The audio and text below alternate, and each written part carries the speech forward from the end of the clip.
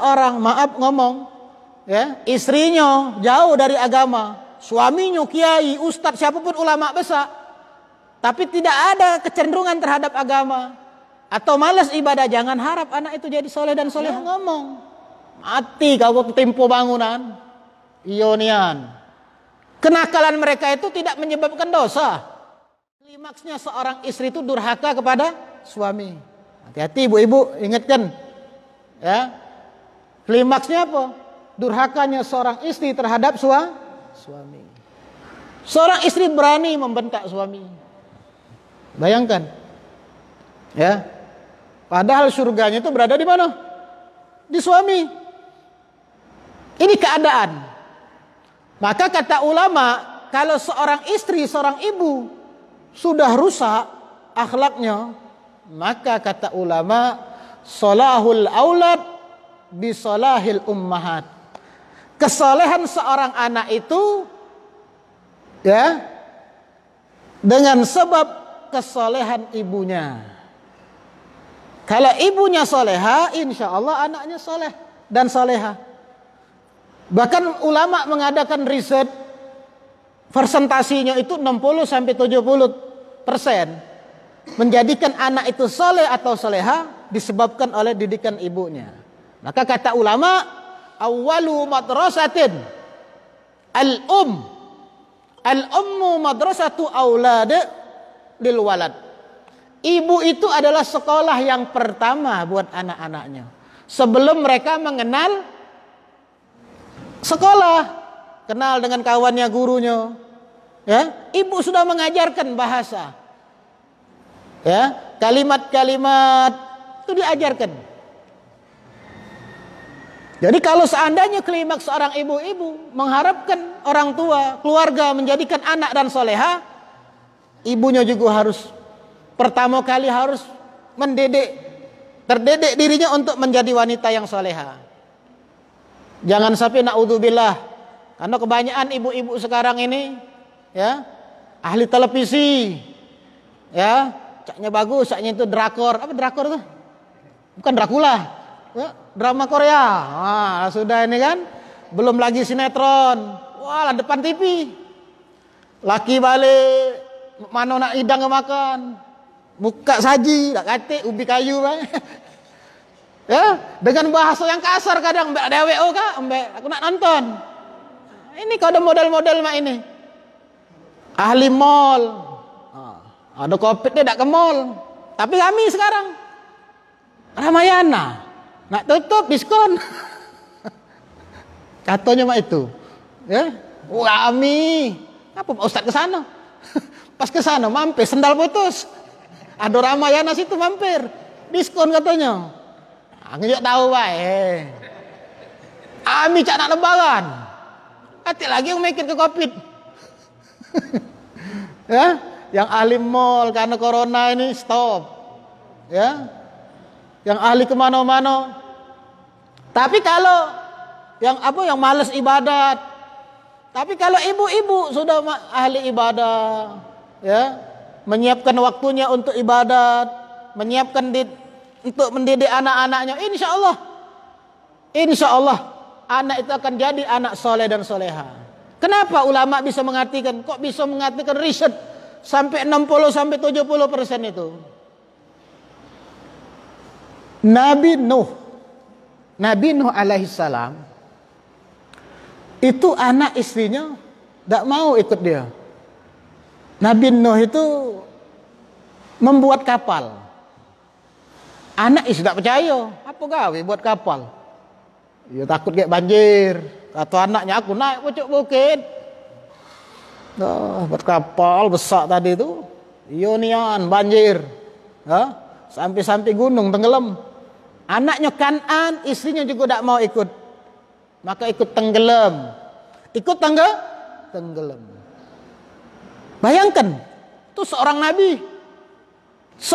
nabi itu tidak menjamin anaknya ikut selamat. Tetapi Fir'aun punya istri yang namanya Asia, mampu mendidik Nabi Musa. Setiap anak-anak laki-laki yang lahir, bunuh. Karena beliau ini Fir'aun ini istilahnya punya, kalau kerajaan itu bagian spiritual. Dijengok keadaannya kan. Woi raja ini pecaknya mati, dibunuh. Bahaya raja, setiap anak laki-laki ini kita bunuh perintahnya. Tapi tidak tahu kenapa pada saat itu Nabi Musa yang ditemukan istrinya Asia di sungai tadi diembek, dirawat seperti anak dewek. Dia tidak terpikir ini kelak Nabi Musa akan menjadi ancamannya. Siapa yang mendidik? Istrinya Asia. Jadi kalau seorang ngomong ya, istrinya jauh dari agama, suaminya kiai, ustadz, siapapun ulama besar, tapi tidak ada kecenderungan terhadap agama atau malas ibadah, jangan harap anak itu jadi soleh dan soleha.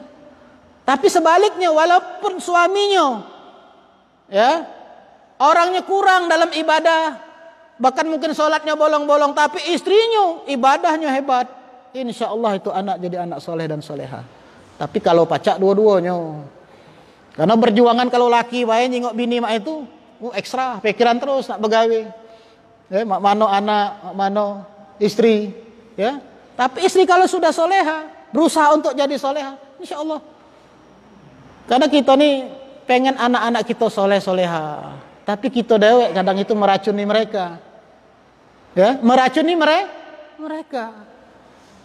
Kadang dengan kata-kata, ya, melihat tingkah laku anak, tak sabar ngadepinya, keluar dari maulid ini yang tak bagus, tak selamatlah kau, neraka jahanam, naudzubillah. Ini pernah terbukti. Ada seorang ibu yang kesel terhadap anaknya, ngomong, mati kau tempo bangunan. Iyo nian. Dengan berjalannya waktu anak ini remaja dewasa, sehingga sukses jadi seorang arsitek. Tahu dewek kalau bangun ini, ya, akhirnya apa, untuk punya rumah lama tuh besar tanah nak dibangun dia, nak dibongkar, renovasi habis. Jadi anaknya ngontrol ke belakang, tukang-tukang di depan lagi santai, dia ngecek apa dari depan bunyi, aduh hancur, terkejut. Ternyata orang yang punya rumah itu nak renovasi itu lah sudah masuk dalam bangunan, teriak minta tolong, dibawa ke rumah sakit, tidak terselamatkan. Ibunya nyesel, Ionian dulu aku pernah terucap dari omonganku, karena kesel kepada anakku, terucap omongan ini, kau matilah kau tertimpa bangunan. Tidak Allah langsung, tapi prosesnya seperti itu. Nah, jangan sampai kita sebagai orang tua melihat anak-anak yang tingkah lakunya masih anak-anak, kenakalan mereka itu tidak menyebabkan dosa. Ya, tingkahnya anak-anak, apa yang dia lakukan tidak akan berdosa, karena mereka termasuk daripada anak-anak. Ya, rufi al-qalam an thalas. Hukum itu tidak diberlakukan, diangkat oleh Allah atas 3 perkara. Di antaranya apa? As-sabiyyu, seorang anak yang dibawa hatta yablugh, sampai dia balik. Tapi kalau belum balik, apa yang dia lakukan itu tidak dianggap dosa. Tapi kalau kebaikan dia buat, maka kembali kepada orang tuanya. Agama kita nih, masih kecil balik, ngelakuin sesuatu keluar syariat, berbuat dosa, tidak berdosa, dia balik, tidak tahu, belum ada di dalam ajaran agama, tapi kita ajarkan. Tapi kebaikan dia lakukan, belum wajib dia lakukan, pahalanya buat kita. Wong gila, wong gila. Nah, wong gila itu kalau dia tidak sholat, ya, tidak puasa Ramadan, tidak berdosa. Wong gila, tidak berdosa. Ya, wong gila. Tapi kalau ada misalnya tidak gila, tidak sholat, tidak puasa, jangan marah. Oh, gila ente ini, jangan marah. Ngapa kau ngomongnya aku gila? Ya kalau dia tidak sholat, tidak puasa, tidak berdosa kalau wong gila. Kau ngapa tidak sholat? Apa marah kata wong gila? Mikir juga, iya juga. Ay malah tuh wong gila.